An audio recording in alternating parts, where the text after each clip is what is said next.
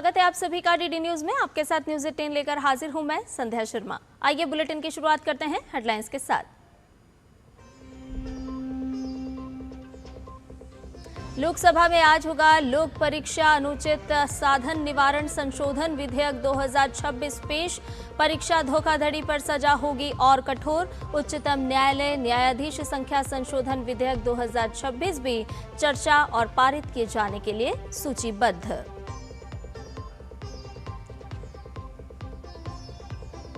राज्यसभा में राष्ट्र गौरव अपमान निवारण संशोधन विधेयक 2026 चर्चा के लिए सूचीबद्ध।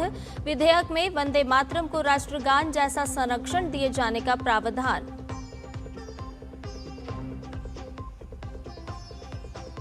देश के कई हिस्सों में मानसून सक्रिय। मध्य महाराष्ट्र और ओडिशा में भारी बारिश का रेड अलर्ट। असम में बाढ़ की स्थिति में थोड़ा सुधार। राहत बचाव अभियान में आई तेजी।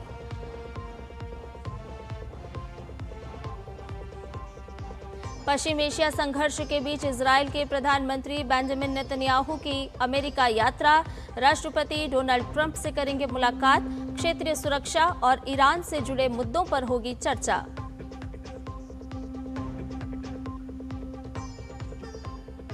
और ग्लासगो राष्ट्रमंडल खेल 5वें दिन एथलेटिक्स की होगी शुरुआत। भारोत्तोलन, जिम्नास्टिक, तैराकी और पैरा खेलों में भारतीय खिलाड़ी पेश करेंगे पदक की चुनौती।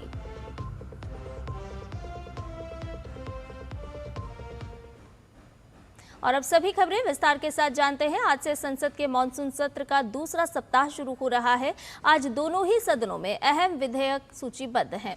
लोकसभा में आज लोक परीक्षा अनुचित साधन निवारण संशोधन विधेयक 2026 पेश होगा। विधेयक को केंद्रीय मंत्री डॉक्टर जितेंद्र सिंह पेश करेंगे। विधेयक को आज चर्चा के लिए भी सदन में रखा जाएगा। लोक परीक्षा अनुचित साधन निवारण संशोधन विधेयक 2026 के प्रावधानों को अगर जाने तो साफ होता है कि परीक्षा धोखाधड़ी पर सजा का ये प्रावधान करता है और कठोर न्यूनतम जेल अवधि बढ़ाकर 5 से 10 साल की करता है। तो लोक परीक्षा संशोधन विधेयक 2026 अगर इसके प्रावधानों को जाने तो ये और भी कठोर होता हुआ नजर आता है। अधिकतम जुर्माना 50 लाख तक का इसके तहत किया गया। सेवा प्रदाताओं पर 5 करोड़ रुपए जुर्माना भी होगा। यानी कि जो विधेयक है इसके जो अलग अलग प्रावधान है अगर उनको समझें तो किस तरह से ये और भी कठोर होता हुआ नजर आ रहा है। प्रतिबंध अवधि बढ़कर अब 8 साल हो गई है। कंपनी अधिकारियों को 5 साल जेल है और साथ ही साथ संगठित अपराध करने के लिए भी सजा का प्रावधान करता है। संगठित अपराधों में 7 साल की कैद का प्रावधान इस विधेयक के तहत किया जाता है। संगठित अपराधों पर 10 करोड़ तक का जुर्माना भी और साथ ही साथ गंभीर मामलों की जांच भी एसटीएफ करते हुए नजर आएगी। जो ये प्रावधान अलग अलग किए जा रहे हैं। परीक्षा अपराध जांच 2 महीने में पूरी की जाएगी। तो लोक परीक्षा संशोधन विधेयक 2026 के अलग अलग प्रावधान आपको बता रहे हैं। बहुत ही महत्वपूर्ण ये बिल है जिसे आज लेकर के सरकार आ रही है और सोमवार का दिन है। संसद का मानसून सत्र चल रहा है, दूसरे सप्ताह का पहला दिन और आज ये बहुत ही महत्वपूर्ण बिल पेश किया जाएगा। सत्ता पक्ष की तरफ से आरोप पत्र के बाद 3 महीने का ट्रायल पूरा और इसके साथ फास्ट ट्रैक कोर्ट में विशेष अभियोजक नियुक्त भी इसके तहत किए जाएंगे। फास्ट ट्रैक कोर्ट के खिलाफ अपील सीधे हाई कोर्ट में की जाएगी। हाई कोर्ट में 3 महीने के भीतर ही अपील का निपटारा भी करना होगा। ये संशोधित बिल के प्रावधान है। इसके साथ ही लोकसभा में आपको ये भी बता दें कि आज उच्चतम न्यायालय न्यायाधीश संख्या संशोधन विधेयक 2026 भी चर्चा और पारित किए जाने के लिए सूचीबद्ध किया गया है। इस विधेयक को कानून मंत्री अर्जुन राम मेघवाल ने 20 जुलाई को पेश किया था। विधेयक के पारित होने के बाद सुप्रीम कोर्ट में जजों की संख्या 34 से बढ़कर 38 हो जाएगी। स्वीकृत संख्या में सीजेआई भी शामिल है। इसके माध्यम से लंबित मामलों का बोझ घटाने की पूरी तरह से तैयारी है और इसके साथ ही मामलों की सुनवाई में भी तेजी आते हुए नजर आएगी। विधेयक 1956 में बने कानून की जगह लेने वाला है। लोकसभा में पेश इस विधेयक को मई में कैबिनेट ने मंजूरी दे दी थी और इस मंजूरी के बाद सरकार अध्यादेश लेकर आई और अध्यादेश के बाद 5 जजों की नियुक्ति हुई थी। ये तो हुई लोकसभा की बात। अब बात राज्यसभा की करते हैं। राज्यसभा में आज राष्ट्र गौरव अपमान निवारण संशोधन विधेयक 2026 चर्चा के लिए सूचीबद्ध है। विधेयक को शुक्रवार को उच्च सदन में पेश किया गया था। विधेयक के माध्यम से राष्ट्र गौरव अपमान निवारण संशोधन अधिनियम 1971 में संशोधन किए जाएंगे। विधेयक के पारित होने के बाद कानून में बड़ा बदलाव होगा। वंदे मातरम को राष्ट्रगान जैसा संरक्षण मिलेगा। राष्ट्रगीत के अपमान पर कड़ी कार्रवाई का भी प्रावधान होगा। विधेयक में 3 साल तक जेल और जुर्माने का प्रावधान है। साथ ही दोबारा अपराध पर न्यूनतम यानी कि कम से कम 1 वर्ष की सजा का भी ये प्रावधान करता है। कानून में राष्ट्रीय गीत शब्द जोड़ा गया है, यानी कि जोड़ा जाएगा। आपको बता दें कि पहले केवल ध्वज, संविधान, राष्ट्रगान ही संरक्षित थे। तो राष्ट्र गौरव अपमान निवारण संशोधन विधेयक 2026 राज्यसभा में आज इस पर चर्चा सूचीबद्ध है। प्रधानमंत्री नरेंद्र मोदी ने देश की परीक्षा व्यवस्था को और अधिक सुरक्षित, पारदर्शी और तकनीक आधारित बनाने की दिशा में बड़ा कदम उठाया है। उन्होंने परीक्षा सुधारों के लिए एक हाई पावर टास्क फोर्स के गठन की घोषणा की है, जिसका नेतृत्व प्रख्यात प्रौद्योगिकी विशेषज्ञ नंदन नीलेकणी करेंगे। नीट पेपर लीक विवाद के बाद सरकार का अगला बड़ा कदम सामने आ गया है। प्रधानमंत्री नरेंद्र मोदी ने परीक्षा सुधारों के लिए हाई पावर टास्क फोर्स का गठन किया है। इसकी कमान संभालेंगे इन्फोसिस के सह संस्थापक और भारत की डिजिटल पहचान व्यवस्था के प्रमुख शिल्पकार नंदन नीलेकणी। उनके साथ इसरो के पूर्व अध्यक्ष डॉक्टर एस सोमनाथ, पूर्व आईबी निदेशक तपन डेका, आईआईटी मद्रास के निदेशक प्रोफेसर वी कामकोटी, पूर्व शिक्षा सचिव अनीता करवाल और लॉजिस्टिक्स विशेषज्ञ अमृत लाल मीणा जैसे दिग्गज शामिल हैं। ये टीम सिर्फ परीक्षा की सुरक्षा नहीं, बल्कि पूरी परीक्षा प्रणाली को तकनीक आधारित, पारदर्शी और भविष्य के लिए तैयार बनाने का रोड मैप तैयार करेगी। हमारी परीक्षा पद्धति विश्वस्त हो, हमारी परीक्षा पद्धति ट्रांसपेरेंट हो, हमारी परीक्षा पद्धति में सबसे ज्यादा टेक्नोलॉजी का उपयोग हो, इन सारी बातों को ध्यान में रखते हुए विश्व प्रसिद्ध टेक्नोलॉजी एक्सपर्ट श्रीमान नंदन नीलेकणी जी के नेतृत्व में एक हाई पावर टास्क फोर्स बनाने का निर्णय किया है। सरकार का संदेश साफ है, पेपर लीक पर अब सिर्फ सजा नहीं, सिस्टम भी बदलेगा। एक तरफ फास्ट ट्रैक कोर्ट में मामलों की सुनवाई तेज की जा रही है, दूसरी तरफ संसद में और सख्त कानून लाने की तैयारी है। अब इस टास्क फोर्स के जरिए परीक्षा प्रणाली की हर कमजोर कड़ी की पहचान होगी, ताकि भविष्य में पेपर लीक की गुंजाइश ही खत्म की जा सके। हाई पावर टास्क फोर्स जो एग्जामिनेशन रिफॉर्म की तरफ फोकस करेगा और जल्द से जल्द आने वाली परीक्षाओं की विश्वसनीयता को सुनिश्चित करने का काम इसके रिपोर्ट के आधार पर कर दिया जाएगा। ये टास्क फोर्स एनटीए की परीक्षा प्रक्रिया, डिजिटल सुरक्षा, डेटा प्रबंधन, प्रश्न पत्रों की गोपनीयता और प्रशासनिक जवाबदेही समेत पूरे इकोसिस्टम की समीक्षा करेगी। सरकार पेपर लीक पर सिर्फ जवाब नहीं दे रही है, बल्कि उस व्यवस्था को भी बदलने में जुट गई है जहां से ये संकट पैदा होता है। जवाबदेही, कानून और अब सिस्टम के रिफॉर्म्स। सरकार के ये कदम बता रहे हैं कि परीक्षा सुधार अब सिर्फ एजेंडे में नहीं, बल्कि मिशन मोड में है। आज पूर्व राष्ट्रपति और महान वैज्ञानिक डॉक्टर एपीजे अब्दुल कलाम की पुण्यतिथि है। इस अवसर पर भाजपा देश भर में कलाम को सलाम नाम से विशेष अभियान चला रही है। अभियान की शुरुआत तमिलनाडु के रामेश्वरम से होगी, जहां डॉक्टर कलाम के आवास से उनके स्मारक तक यूनिटी मार्च निकाला जाएगा। भाजपा ने इस अभियान के तहत सभी जिला मुख्यालयों पर श्रद्धांजलि सभाएं, पुष्पांजलि कार्यक्रम, विचार गोष्ठियां और चिकित्सा शिविर आयोजित करने की योजना बनाई है। इसके अलावा भाजपा अल्पसंख्यक मोर्चा का एक प्रतिनिधि मंडल डॉक्टर कलाम के परिजनों से भी मुलाकात करेगा। पार्टी का उद्देश्य डॉक्टर कलाम के विचारों और योगदान को समाज के अधिक से अधिक लोगों तक पहुंचाना है। तो भाजपा का देश भर में है विशेष अभियान। डॉक्टर एपीजे अब्दुल कलाम की पुण्यतिथि पर आयोजित किए जा रहे हैं कार्यक्रम। तमिलनाडु के रामेश्वरम से इस अभियान की शुरुआत होगी। कलाम को सलाम इस नाम से आयोजन किया जाएगा। केंद्रीय गृह एवं सहकारिता मंत्री अमित शाह ने पूर्व राष्ट्रपति और वैज्ञानिक डॉक्टर एपीजे अब्दुल कलाम की पुण्यतिथि पर उन्हें श्रद्धांजलि देते हुए एक्स पर लिखा, भारत के अंतरिक्ष और मिसाइल कार्यक्रमों के शिल्पकार और दूरदर्शी वैज्ञानिक डॉक्टर एपीजे अब्दुल कलाम जी की पुण्यतिथि पर उन्हें विनम्र श्रद्धांजलि। विज्ञान के क्षेत्र में डॉक्टर कलाम जी की उत्कृष्ट उपलब्धियों ने भारत को एक सशक्त रणनीतिक शक्ति बनाने का मार्ग दिखाया। उनके ज्ञान, विचारों और प्रेरणादायक व्यक्तित्व ने लाखों लोगों को महान उपलब्धियां हासिल करने के लिए प्रेरित किया। जनता के राष्ट्रपति डॉक्टर एपीजे अब्दुल कलाम जी देशभक्तों के लिए सदैव प्रेरणा स्रोत और आदर्श बने रहेंगे।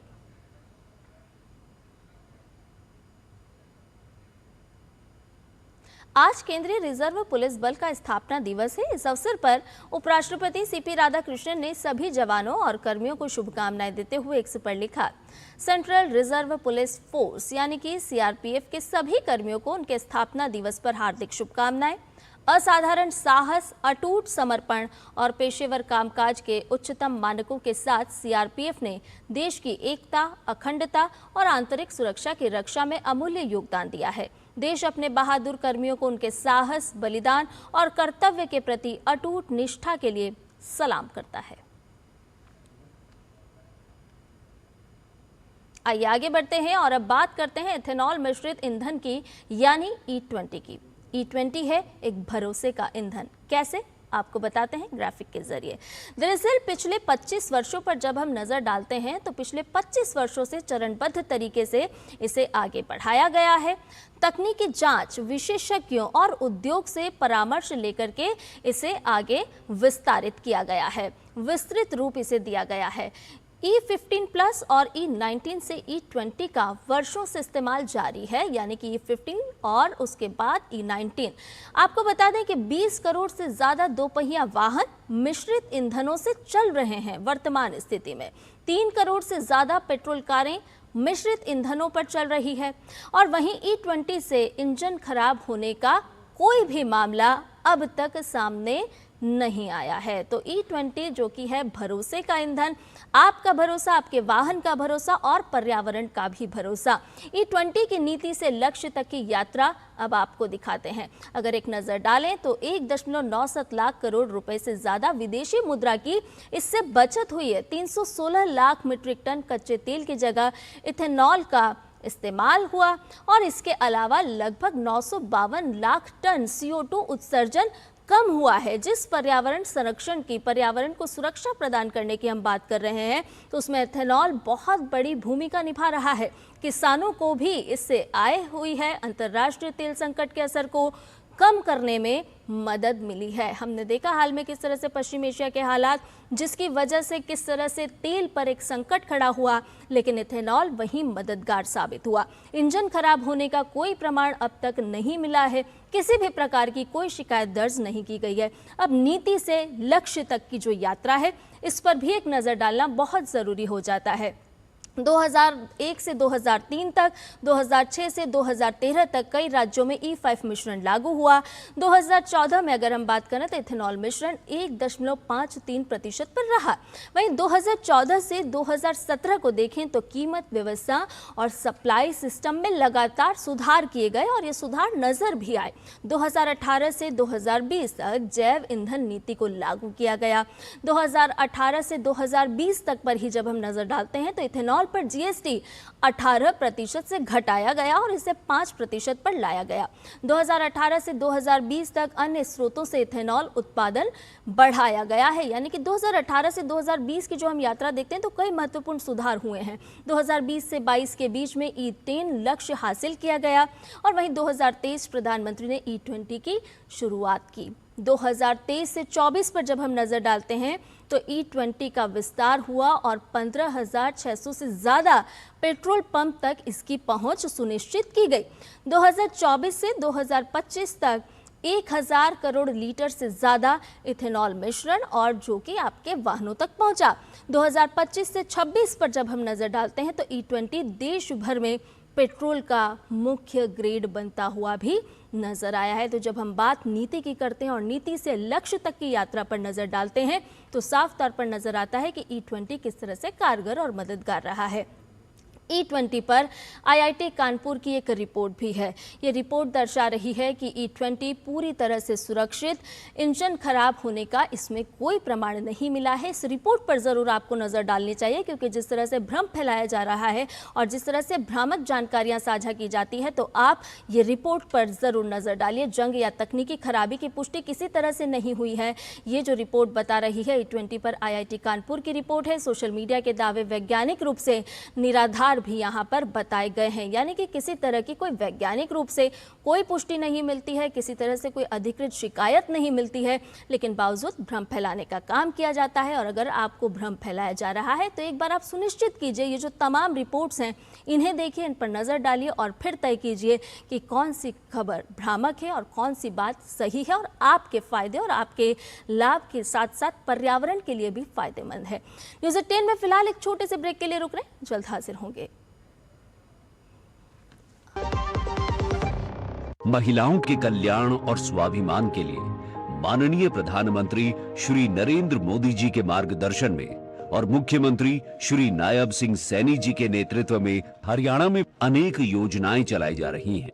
आपकी बेटी हमारी बेटी योजना के तहत बेटी के जन्म पर 21,000 रुपए की वित्तीय सहायता उसके भविष्य को सुरक्षित करती है। इस योजना से अब तक लगभग 6 लाख से अधिक बेटियों को करीब 1,250 करोड़ रुपए की राशि का लाभ मिल चुका है। प्रधानमंत्री जी के मार्गदर्शन में ही साथियों हरियाणा सरकार ने भी महिलाओं के सशक्तिकरण के लिए अनेक योजनाएं वो लागू की हैं। हरियाणा में पंचायती राज संस्थाओं में साथियों, चाहे हमारी नगर पालिकाएं हैं, चाहे पंचायती राज संस्थाएं हैं, हरियाणा के अंदर 50% महिलाओं को अधिकार दिया गया है। और जहां पर महिलाएं काम कर रही हैं साथियों, वहां का अलग ही आप लोग देख रहे हैं विकास की गति वो अलग होती है।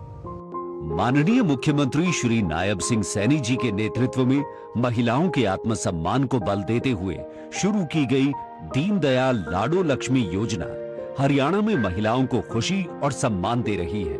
हरियाणा सरकार की ये यात्रा जारी है, एक ऐसे समाज के निर्माण की यात्रा जहां हर बेटी सुरक्षित हो, शिक्षित हो और आत्मनिर्भर हो। नारी शक्ति हमारी ताकत। मेरी पसंद, मेरी पसंद, मेरी पसंद, मेरी पसंद, हमारी पसंद, हम सबकी पसंद। मजबूत देश का मजबूत सरिया हो गया स्टील।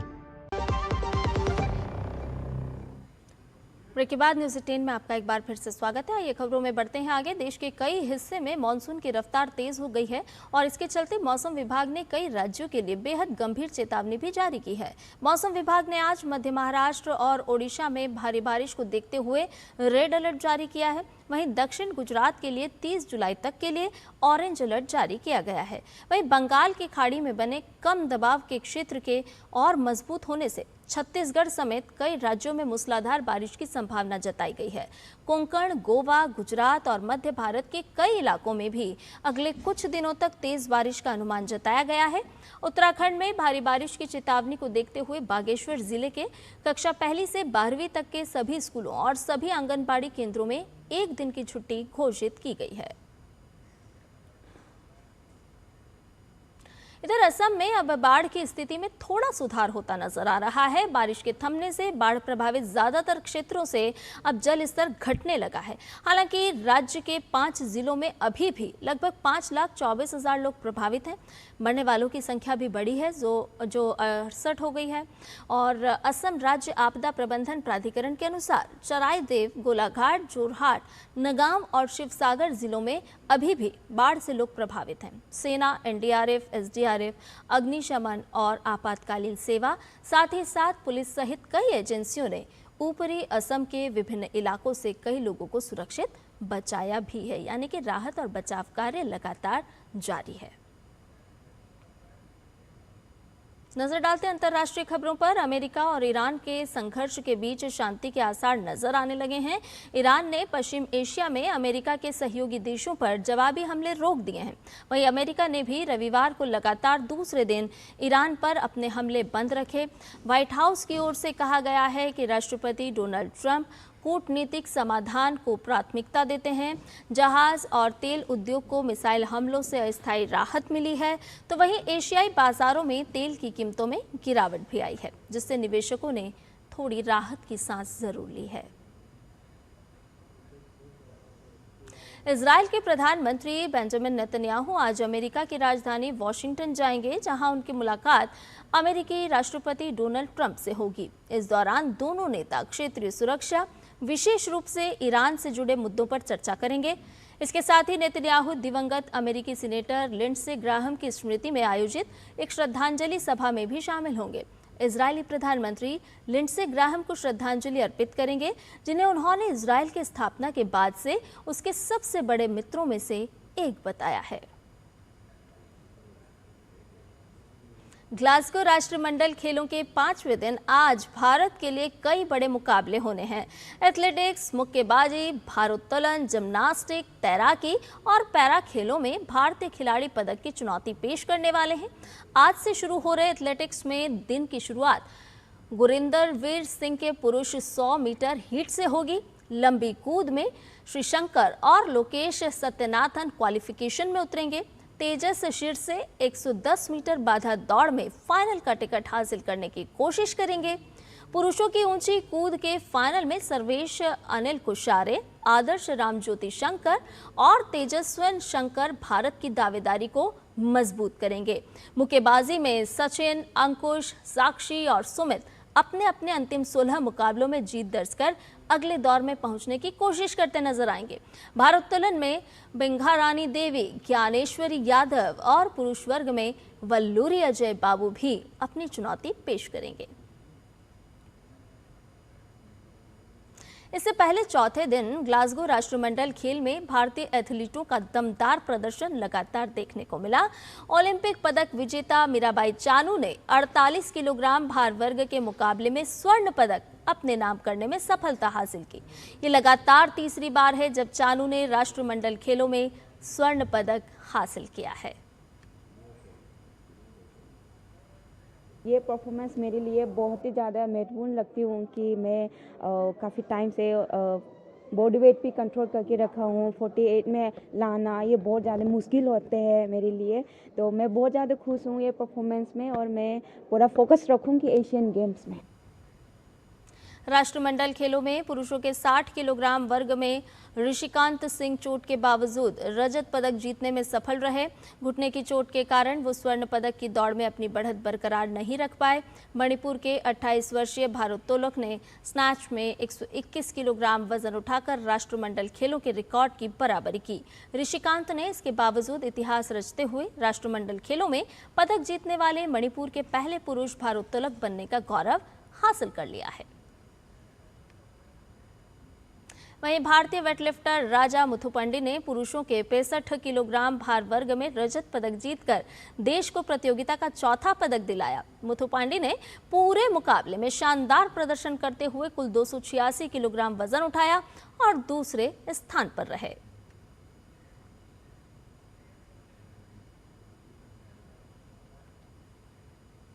राष्ट्रमंडल खेलों में भारतीय मुक्केबाज जदुमणि सिंह ने आसान जीत के साथ क्वार्टर फाइनल में प्रवेश कर लिया है। जदुमणि सिंह ने पाकिस्तान के सुमामा रहमान को एक तरफा मुकाबले में शिकस्त दी। एसीसी सेंटर में भारत माता की जय और इंडिया इंडिया के गूंजते नारों के बीच जदुमणि ने रहमान को एक तरफा मुकाबले में 5-0 से हरा दिया।